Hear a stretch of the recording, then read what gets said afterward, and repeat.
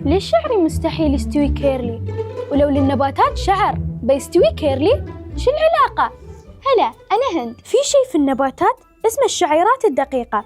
هذه الشعيرات تسحب الماء من تحت لفوق، يعني من الجذور لين الأوراق بدون أي مضخة. لكن ليش؟ لأن فيها فراغات صغيرة تخلي الماء يمشي بروحه بفعل التلاصق والتوتر السطحي. يعني النباتات لو عندها شعر بيكون كيرلي هايش، أو مثل ما نقول نحن الكشة.